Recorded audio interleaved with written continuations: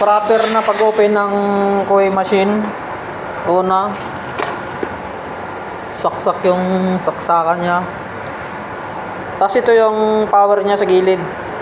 Open lang.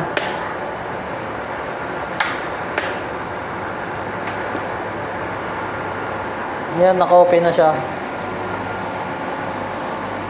Then, ito po yung application niya para sa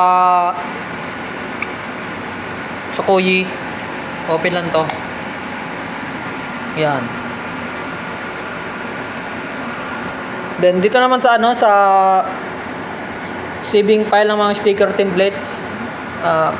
Dito lagi naka-open yan sa sa desktop. Ito nakalagay. Template sticker pan. Andito lahat ng cutting. Round pan tsaka skeleton pan. Yung sa round pan, dalawang klase yan yung template.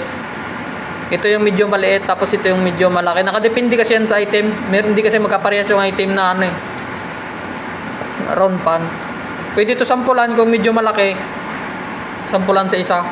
Tapos ganun din sa sa may skeleton pan, dalawa din yan. Kasi mayroong skeleton pan na medyo maliit, tapos yung isa medyo malaki. Pag hindi sakto yung template na ginamit mo, try mo sa isa. Kasi malaman mo yan pag dinikit mo. And then, halimbawa, ito yung yung gagamitin natin. Suggest ko siguro yung magsushoot ng template dito, yung marunong mag-Photoshop. Kasi madami ditong process eh. Kailangan talaga nakagitna, then need mo pa siya i-layout. Like i-open yung isang design dito, yan.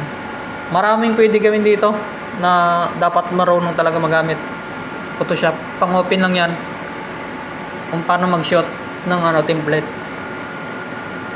Ayan po. Open din yung ito yung isa. Maraming process. Kaya medyo matagal pag nag-sticker ng shooting ng design. Ayan po.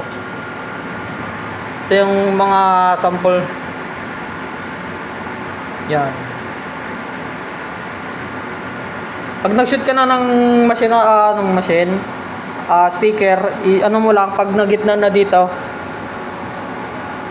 Alt Control G mo lang para magsakto talaga yung design sa actual size. Then save mo lang hanggang sa papunta ka na dito sa nakaganto na siya. Pag nag-save ka pala nito, gagawin mo is save as PNG. Dapat naka-PNG siya para pag nilipat natin dito sa koi cutting, PNG kasi yung babasahin niya eh. Ayan talaga yung main na saving niya, PNG. Kasi kung anong hugis niya